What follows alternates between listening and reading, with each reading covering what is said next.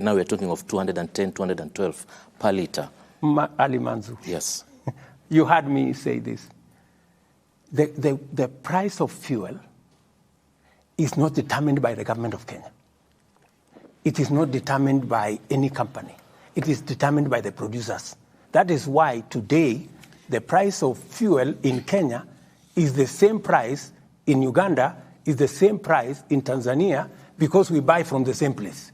Mheshimiwa Rais, tutakuja kwa hilo baadaye. You know, I've heard people say the president should reduce the price to 150. Tutarudi kwa hilo baadaye, Mheshimiwa Rais. How are you going to do that? Unless I take taxpayers' money and go and subsidize, which is removing money from this pocket and putting it in this other pocket. Mheshimiwa Rais, unaposema kwamba bei ya mafuta serikali haina uwezo mkubwa kuhusiana na bei ya mafuta. Itakumbuka kwamba wakati wa kampeni kabla hujawa rais, ulisema kwamba bei ya mafuta wakati huo, wakati wa utawala wa rais mstaafu Uhuru Kenyatta, ilisababishwa na wale ambao waliwaita cartels, na zaidi ukaeleza kuhusiana na ushuru mwingi. Nini kilibadilika? Hakuna kitu kimebadilika. Mambo ya ushuru, nimepunguza ushuru kwa mafuta, nimepunguza ushuru ya road development levy, nimepunguza ushuru ya railway development levy na ilikuwa kwa budget. Tumepunguza ushuru mara 4 in 4 different categories. But you see, that is not sufficient to reduce the price, because the price of oil itself is going up because of the producers. Ni sawa kusema kwamba changamoto za kimataifa zinaathiri bei ya mataifa nchini. You see, changamoto za kimataifa na bei ya fuel ya kimataifa imechangia. Amesema huyu mrembo kwamba tumeongeza bei ya VAT. Ni kweli, tumeongeza bei ya VAT, lakini tumepunguza ushuru zingine. Tunaongeza bei ya VAT kwa sababu gani? Kenya tuko katika kiwango inaitwa middle income economy. We are in the same category as South Africa. We are in the same category as Morocco. We are in the same category as Tunisia. I want you to check their taxes, because our taxes are now at 15.6% of GDP. 15.6% of GDP. Taxes in South Africa is 27% of GDP. Taxes in Morocco is 32% of GDP. What am I trying to say? I'm trying to answer the question, because the people of Kenya are being pushed and being told, look, you are paying more taxes than other countries. Is that true? That is not true. Now, Mheshimiwa Rais, we are paying the same taxes like all countries that are in our same category. And let me tell you the difference so that you can take the chance. Let me tell you the category. If we go to the market, the countries that are in LDCs, they get a lower interest rate than those of us who are in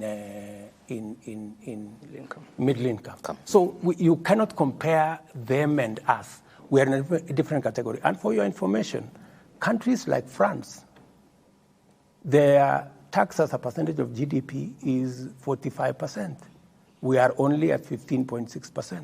That's the difference. Na Mheshimiwa Rais, bado tuko kwa hili swala la shilingi na dola. Umezungumzia miradi tofauti hapa ambayo mmeweka katika mpango wa kuweza kupunguza hiyo dola ambayo shilingi iweze kuwa na thamani. Swala la mahindi umesema by mwaka ujao Aprili hapo pengine swala la mahindi tutapunguza kuimport na mambo kama hayo. Ukatajwa masuala kuhusu pia edible oil na miradi ambayo ipo. Lakini Mkenya pale nje anajiuliza, watasubiri hadi lini hii shilingi iweze kupata thamani yake ili maisha yaweze kuwa sawa? Wakenya watazubiri kwa sababu dola sio serikali ya Kenya inaamua. Dola ni biashara, ni kati ya zile vitu tunauza na vile tunanunua. Ndio tunapata ile uwezo wa kudhibiti. Kwa sasa kuna vitu nyingi tunaagiza kutoka nje. Na ndio nimesema ili kupunguza vitu ambazo tunaagiza kutoka nje, lazima tuanze kuzitengeneza hapa Kenya. Simiti nimesema ya kwamba na tumeweka katika budget ya mwaka huu ya kwamba simiti itakuwa inatengenezwa Kenya, kwa sababu tuko na kampuni, tutapanua kampuni ambazo tuko nazo ndio tuweze kuokoa dola ambazo tunatumia kuagiza simiti. Chuma tutaanza kutengeneza Kenya. Tayari tuko na kampuni ya kutosha kutengeneza Kenya.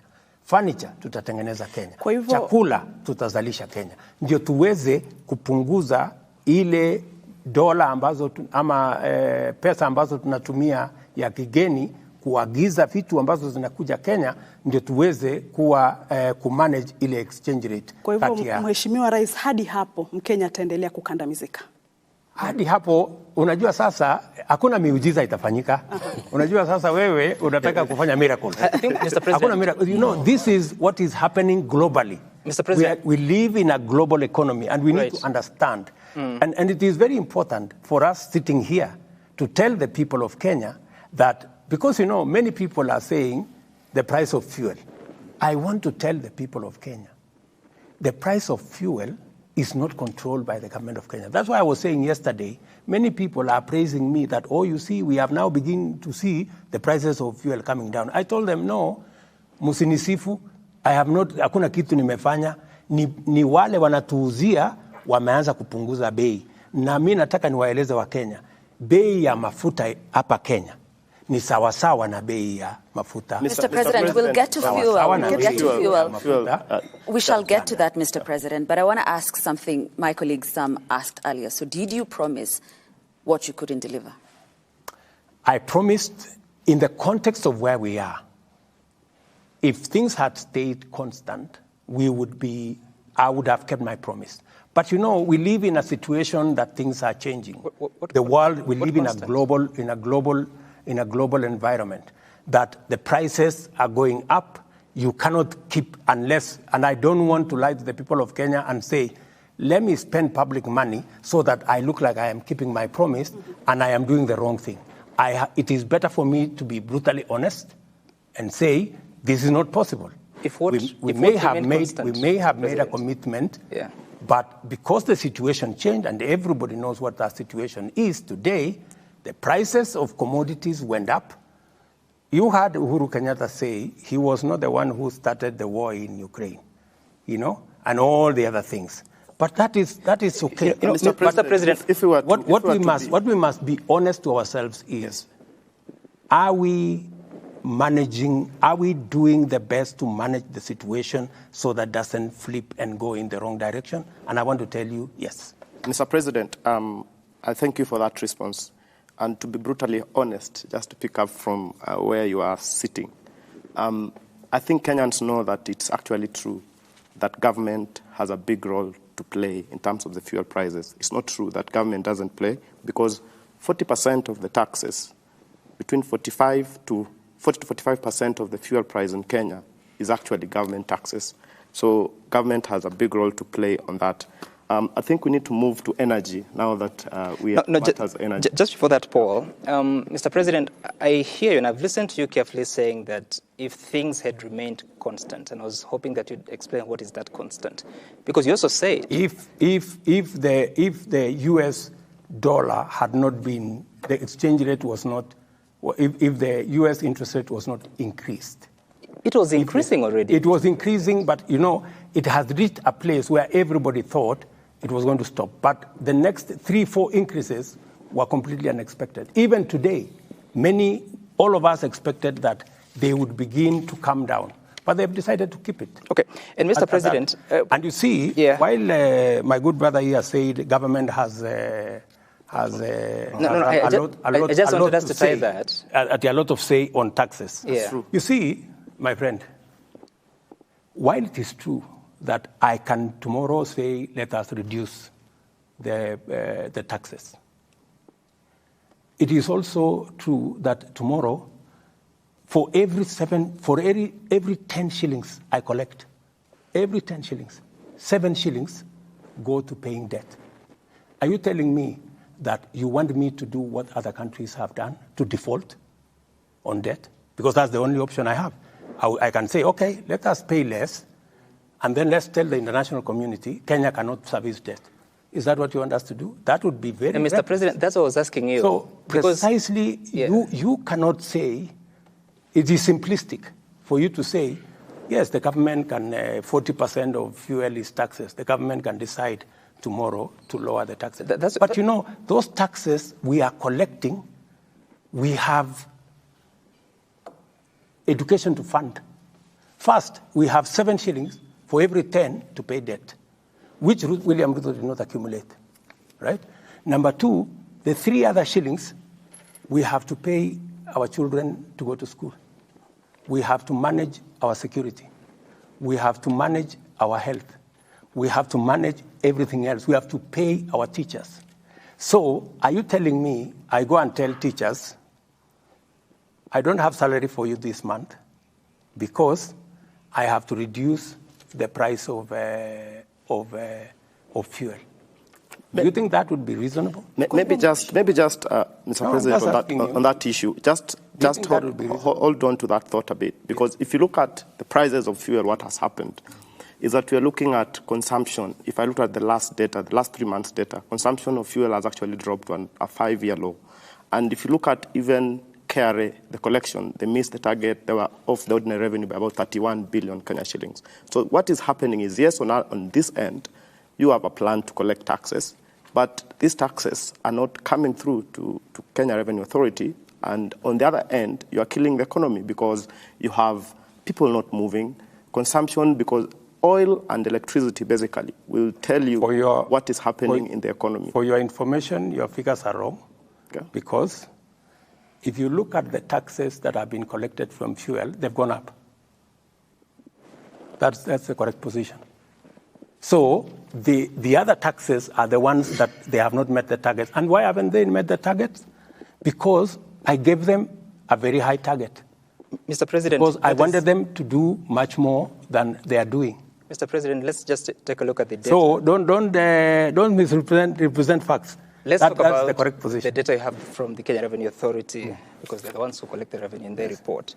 In the first quarter, ended September 2023, the oil taxes, the target was 84.6 billion shillings.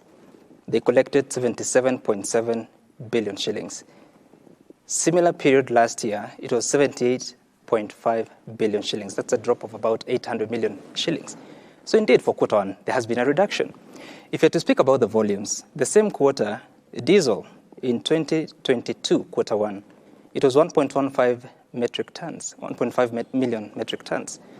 This time round, the same quarter, it is 1.05 metric tons, a reduction of 56,000 metric tons. For petrol, 770,000 for quarter 1, 2022. Quarter 1 this year, it is 742,000, a reduction of 28,000 metric tons. So there has been a reduction.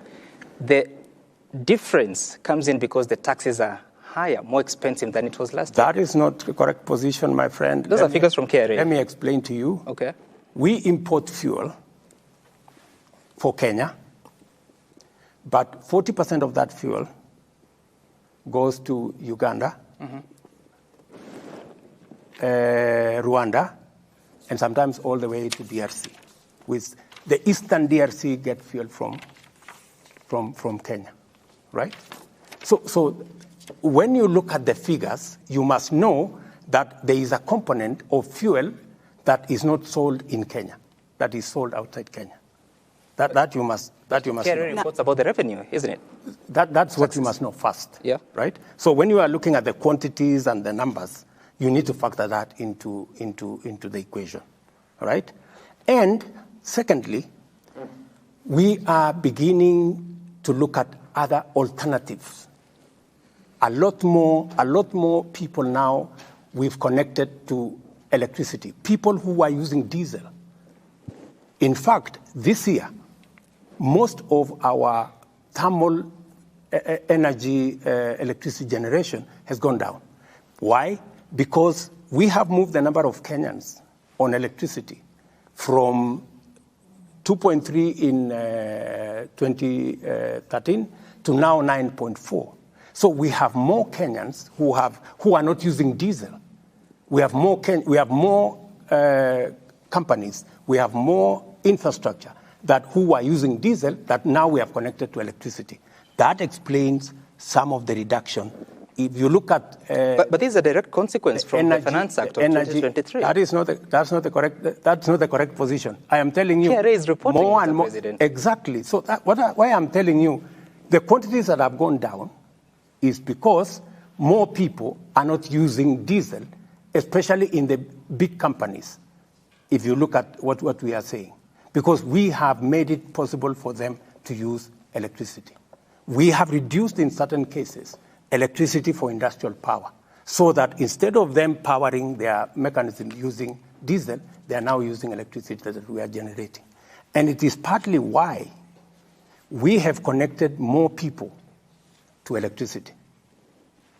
Je, Mheshimiwa Rais, tukisalia tu kwa swala la bei ya mafuta na hii project ama tunaweza sema hii G2G deal ama mpango wa G2G deal. Correct.